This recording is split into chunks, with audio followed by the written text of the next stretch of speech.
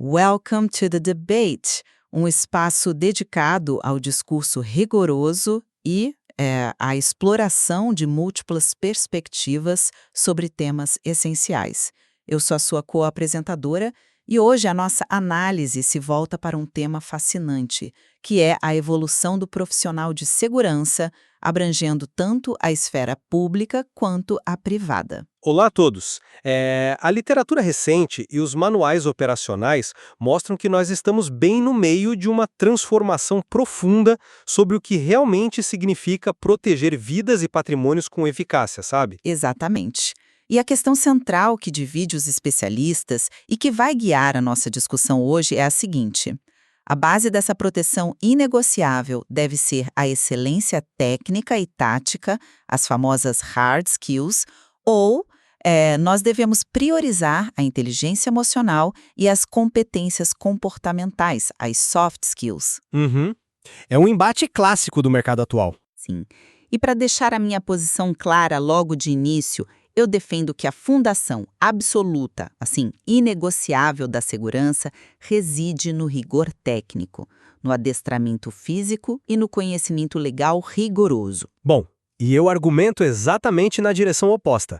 A eficácia real e principalmente a prevenção na segurança moderna dependem primordialmente da inteligência emocional, da comunicação interpessoal e da humanização da presença desse agente. Certo.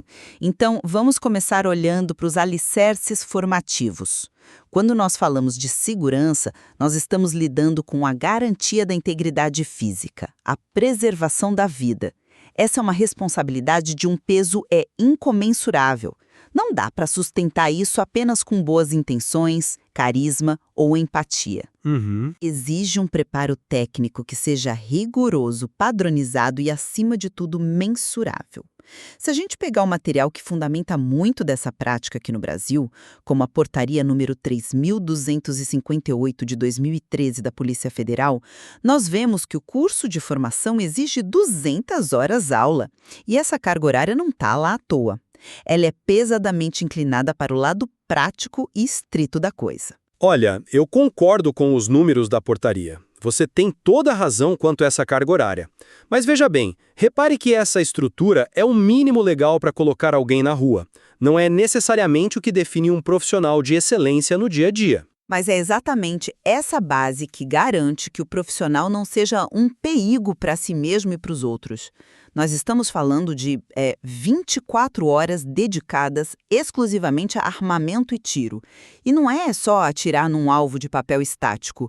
É treinar o tiro rápido, é entender o posicionamento de barricada, é dominar o manuseio de um revólver calibre 38 sob pressão real. Sim, o treinamento é vital, mas... Somado a isso, nós temos 20 horas de defesa pessoal, com técnicas de projeção, estrangulamento, amortecimento de quedas, e mais 20 horas de legislação aplicada.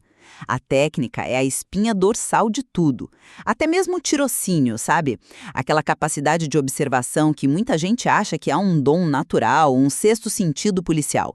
Isso, na verdade, é uma técnica exaustivamente aprendida. Espera, você diz que a observação é pura técnica. Absolutamente. O especialista Plácido Soares demonstra isso de forma brilhante no seu trabalho. A observação não é intuitiva de jeito nenhum. É um método sistemático de memorização e descrição. Um agente treinado, ele não simplesmente sente que alguém é suspeito. Ele divide mentalmente aquele indivíduo em cabeça, tronco, braços e pernas. Ele analisa detalhes muito específicos, tipo assimetrias na roupa que podem indicar uma arma escondida, padrões de movimento. É essa precisão técnica fria e calculada que antecipa o perigo, não a emoção. A sua leitura do currículo e da doutrina tática é impecável, eu admito. Mas a interpretação do que constitui o cerne da profissão no século XXI precisa de uma lente muito mais ampla. Nós não estamos mais na década de 90. Nós deixamos para trás aquela imagem do leão de chácara, truculento, aquele profissional puramente repressivo. Hoje a doutrina moderna opera sob o paradigma da segurança patrimonial humanizada. E por que isso mudou? Porque a realidade do dia a dia exige isso. Mas a realidade do dia a dia ainda envolve o risco altíssimo de violência letal. Envolve, mas qual é a proporção real disso? A vasta maioria do tempo de um agente de segurança não é gasta em tiroteios dignos de cinema de Hollywood ou aplicando chaves de braço no chão de um corredor. O tempo dele é gasto lidando com o público em locais de altíssimo fluxo e de estresse natural. Shopping centers lotados, estações de metrô na hora do rush, recepções de hospitais públicos. É nesse cenário que os estudos do Daniel Goleman sobre inteligência emocional se tornam um verdadeiro manual de sobrevivência. O Goleman provou que o QI, ou, trazendo para o nosso caso, as habilidades puramente técnicas e operacionais, elas não determinam o sucesso. O que define um agente de primeira grandeza hoje é a autoconsciência, a autorregulação e a empatia. Bom, empatia não para uma agressão física em andamento. Mas evita que a agressão comece. A dissuasão mais eficaz não começa com a mão no coldre, ela começa com uma comunicação interpessoal impecável. E isso exige um controle emocional muito profundo para evitar que um simples mal-entendido, tipo um cidadão frustrado numa fila de um hospital, se transforme numa tragédia que vai estampar a capa dos jornais no dia seguinte. A prevenção de crises é o coração da segurança contemporânea, e a prevenção é comportamental. Você levanta a questão da prevenção e eu acho que nós podemos aprofundar exatamente por aí. A dinâmica entre prevenir uma crise e ter a capacidade de responder a ela. Exato. Se nós formos analisar a criminologia básica, especificamente a teoria do triângulo do crime, nós sabemos que o ato criminoso necessita da convergência de 3 elementos: um agressor motivado, um alvo adequado e a ausência de um guardião capaz. Certo, o guardião capaz. A grande questão é o que preenche esse papel de guardião capaz hoje. Não é apenas o armamento ostensivo, é a postura. Um profissional que sabe ler o ambiente, que aborda as pessoas de maneira respeitosa, mas firme, ele dissipa a motivação do agressor logo de cara. Ele dissuade o crime de forma silenciosa. As soft skills resolvem os conflitos muito antes que os músculos precisam ser ativados. O guardião capaz é, antes de tudo, um comunicador capaz. Entendo por que você pensa assim, mas deixe-me dar uma perspectiva diferente. A eficácia dessa dissuasão passiva que você descreve, essa postura firme, essa comunicação imponente, isso tudo só existe porque há uma capacidade real, tangível e até letal de resposta por trás dela. O agressor potencial lá no shopping não recua apenas porque o segurança foi educado. Ele recua porque ele olha e sabe que aquele indivíduo fardado possui o treinamento para contê-lo fisicamente se as palavras falharem. Mas você não acha que a presença em si, a autoridade verbal, faz a maior parte desse trabalho? Faz o trabalho ter malho, sim, mas a confiança necessária para que o agente mantenha essa autoridade verbal, ela não surge do vácuo. Ela vem do adestramento exaustivo. O currículo de formação prevê 8 horas de gerenciamento de crises e 8 horas de uso progressivo da força. A segurança que o agente transmite ao público deriva da memória muscular. Ele sabe que domina técnicas de mobilização, sabe usar algemas corretamente, sabe atirar. Sem essa técnica subjacente, a postura firme é só um blefe. Em situações de alta tensão, o crime não respeita blefes. Se a comunicação falha e o indivíduo avança, a sua empatia desaparece da equação. A prevenção só é garantida porque existe a certeza técnica da resposta. Sinto muito, mas não compro essa ideia. Deixe-me dizer o porquê. Presumir que a confiança para resolver conflitos deriva puramente de saber dar um soco ou sacar uma arma, isso ignora completamente a complexidade da psicologia humana sobre estresse. A força sem o controle emocional é apenas um gatilho para a violência desproporcional.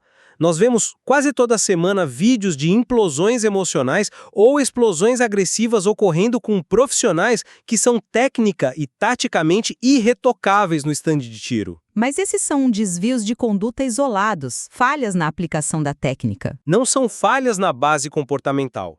Se não houver inteligência emocional, o treinamento tático se perde no momento da raiva, do pânico ou do ego ferido. Coloque um profissional sob estresse agudo, alguém gritando com ele, ofendendo a honra dele no meio de um saguão lotado. Se ele não tiver autorregulação, a comunicação se deteriora na mesma hora. Ele pode se tornar agressivo, usar sarcasmo, inflamar a situação, ou ele pode simplesmente travar e ser passivo. Sim, o travamento é um risco. A alfabetização emocional, que envolve conhecer as próprias emoções, motivar-se e reconhecer as emoções nos outros, é uma disciplina autônoma. Não é um subproduto de atirar 50 vezes num alvo de papel. Sem essa alfabetização, o agente altamente treinado torna-se um risco gigantesco para a sociedade e para a própria empresa que o contratou. Olha, eu concordo plenamente que o descontrole é um risco gravíssimo. E essa ideia de alfabetização emocional soa muito bem na teoria. Contudo, eu argumento que a técnica protege o psicológico de maneira muito mais concreta do que a simples autoconsciência. O controle emocional não é algo místico que flutua longe do conhecimento prático. Na verdade, a calma é um produto direto da técnica. Como assim? Você diz que saber atirar deixa a pessoa menos suscetível à raiva? Não apenas atirar, mas o domínio completo do protocolo em si. O estresse é inerente à profissão de segurança. O profissional lida com as facetas mais difíceis, as mais sombrias da sociedade. Então, o que blinda a mente desse profissional é ter um mapa claro. Pense no conhecimento exato da legislação aplicada que eu mencionei antes. Certo. Quando o agente domina o direito penal, quando ele entende milimetricamente o que constitui estado de necessidade, legítima defesa, o estrito cumprimento do dever legal, ele possui um mapa mental. Ele sabe até onde pode ir. O mesmo vale para protocolos de primeiros socorros ou combate a incêndios. A incerteza é a maior causadora de ansiedade e pânico humano. Quando você tem um protocolo técnico rigoroso, o seu cérebro não precisa improvisar sob pressão extrema. A técnica reduz a ansiedade porque elimina a dúvida sobre o que fazer. A calma não vem de uma respiração profunda e isolada. Ela vem da certeza técnica. É uma premissa muito interessante, confesso. Conceber a técnica como uma âncora que estabiliza a psicologia. Mas se nós formos olhar para a fisiologia, essa ideia esbarra nas limitações biológicas e neurológicas do ser humano. A neurociência explica isso perfeitamente com o fenômeno do sequestro da amígdala. Ah, a famosa resposta instintiva de luta ou fuga. Exatamente. Na hora do terror absoluto, do susto extremo ou da fúria cega, aquela parte mais primitiva do nosso cérebro, a amígdala, assume o controle e praticamente desliga o neocórtex, que é justamente a área do cérebro onde esse seu mapa legal e esses protocolos lógicos maravilhosos estão armazenados. De que adianta saber de cor o artigo do Código Penal sobre legítima defesa se na hora em que o sangue ferve, o seu cérebro nem consegue acessá-lo? O ser humano não abre um manual de instruções mental na fração de segundo em que uma faca é puxada, a não ser que ele tenha treinado a sua autoconsciência emocional antes para brecar esse sequestro. Mas aí que tá. É justamente a repetição técnica exaustiva que cria a memória muscular para contornar esse congelamento do cérebro. A memória muscular resolve o movimento do braço, não a capacidade de julgar se aquele movimento é realmente necessário. Conhecer a lei não impede que o medo paralise a pessoa ou que a raiva a cegue. O que impede isso é a inteligência emocional, a capacidade de identificar a alteração fisiológica no próprio corpo, o coração acelerando, a respiração ficando curta e aplicar a autorregulação antes de tomar a decisão tática. Por isso, a habilidade comportamental tem que anteceder e guiar a técnica. E isso nos leva a pensar no futuro dessa dinâmica. Se a técnica é apenas execução, o que acontece com a profissão quando as máquinas começarem a executar melhor do que nós? Você fala sobre o avanço da automação, o que me faz pensar que o futuro exige uma proficiência técnica ainda mais elevada, e não o abandono dela. As hard skills estão se expandindo violentamente no nosso setor. O profissional moderno não pode mais ser um vigilante estático encostado numa parede de banco. Ele precisa dominar noções complexas de segurança eletrônica, precisa operar sistemas de controle de acesso restrito, softwares integrados de biometria. Sim, a tecnologia avançou muito. E não para por aí. O próprio currículo já demanda conhecimento prático de radiocomunicação, usando o código Q e o alfabeto fonético com a fluência de um controlador de voo. E tem mais, exige-se noções de criminalística. Se um crime acontece num terminal de cargas, o agente deve saber como isolar o local, preservar vestígios, não contaminar a cena até a chegada dos peritos. São essas hard skills específicas que separam um verdadeiro profissional de segurança de um mero recepcionista. O ambiente urbano está mais complexo, logo a técnica precisa ser infinitamente mais sofisticada. Essa sofisticação tecnológica que você descreve está acontecendo agora, isso é inegável. Mas a conclusão que as pesquisas de recrutamento e gestão do futuro tiram disso é exatamente a oposta da sua. Nós estamos vivenciando no mercado de segurança o que os especialistas chamam de skill shift. É uma mudança radical no tipo de habilidade que tem valor real. Como a inteligência artificial, o reconhecimento facial e os sistemas autônomos de monitoramento estão assumindo grande parte dessas funções técnicas, essas hard skills operacionais se tornam comoditizadas, elas ficam baratas. Você quer dizer que a tecnologia vai substituir a necessidade técnica do agente humano? Exatamente. Uma câmera com IA fará o controle de perímetro e o reconhecimento de um padrão suspeito de forma muito mais precisa, incansável e barata que um ser humano dividindo o suspeito em cabeça, tronco e membros, como você citou lá no método do Plácido Soares. O software faz isso em milissegundos. Então, o que sobra?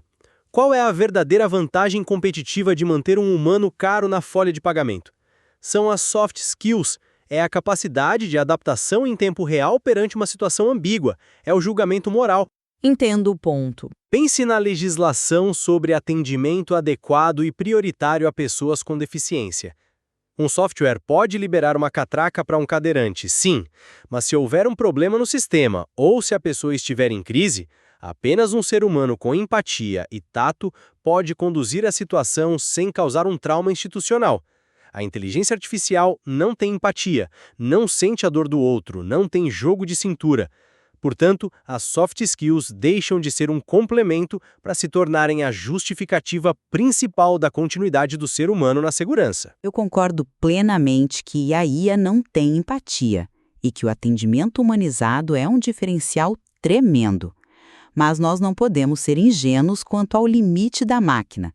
Por mais avançada que seja a vigilância eletrônica, por mais perfeita que seja a câmera de reconhecimento facial do shopping, o sistema não pode intervir fisicamente para impedir uma agressão ou conter um assalto em andamento. Uma câmera não algema ninguém. Chegará inevitavelmente o momento em que o alerta eletrônico ou mesmo a sua tentativa de mediação empática vai exigir uma ação material. Uma ação que deve ser o último recurso, não o primeiro. O último, claro, mas muitas vezes o único recurso que resta entre a vida e a morte. E é por isso que eu sustento a minha posição. A espinha dorsal da segurança pública e privada reside na autorização legal do uso da força. Essa responsabilidade é grave demais para a gente abrir mão de um rigor técnico implacável. Sem o adestramento físico contínuo, sem a precisão criminalística e no manuseio do armamento para não atingir inocentes, e sem o conhecimento legal profundo para não cometer excessos, o profissional falha no seu dever constitucional. Ele falha em proteger vidas no momento mais crítico. A postura empática é maravilhosa para os tempos de paz, mas a segurança existe, por definição, para o momento em que a paz é rompida, e nesse instante de ruptura, onde o caos impera, apenas a técnica impecável e o treinamento exaustivo oferecem a salvaguarda que a sociedade exige. A sua posição é muito coerente com a longa tradição da doutrina de proteção, sem dúvida.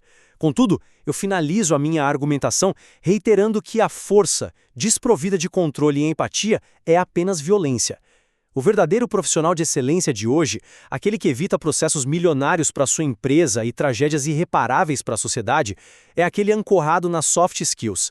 A inteligência emocional, a empatia e a capacidade de comunicação são os únicos freios morais que garantem que a força técnica será usada de maneira progressiva e proporcional. O ideal da segurança moderna não é o combate físico bem-sucedido, é o combate evitado. Quando o agente domina suas emoções e compreende o desespero do outro, os conflitos são resolvidos antes da força física. O valor insubstituível do ser humano na segurança não está na capacidade de aplicar a violência com precisão, mas na sabedoria de tornar essa violência completamente desnecessária. Ao dissecarmos esse currículo e essas perspectivas hoje, fica muito claro que nós não estamos falando de conceitos mutuamente excludentes na prática, mas de um campo de imensa complexidade.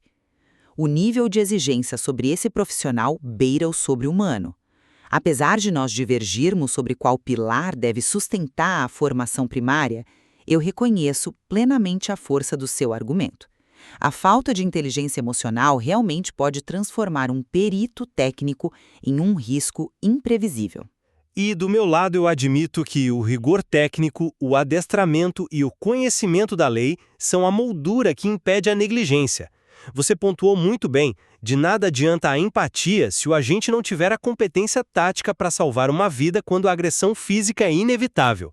A técnica dá o contorno material e legal para a ação. Me parece que nós convergimos no entendimento de que o profissional ideal que a sociedade contemporânea exige é um híbrido bastante raro. Nós precisamos da precisão cirúrgica de um especialista em proteção, mas essa técnica deve ser inegavelmente guiada pela sensibilidade e inteligência emocional de um pacificador. É um equilíbrio dificílimo de alcançar nos cursos de formação atuais. Exatamente. A visão arcaica focada só na contenção física já não atende o mundo de hoje. A segurança precisa ser compreendida não apenas como contenção física, mas como um ecossistema delicadíssimo de relações humanas, onde cada abordagem tem um peso psicológico e sociológico imenso. Fica claro que ainda há muito que ser explorado sobre os impactos psicológicos e sociológicos da segurança na sociedade moderna.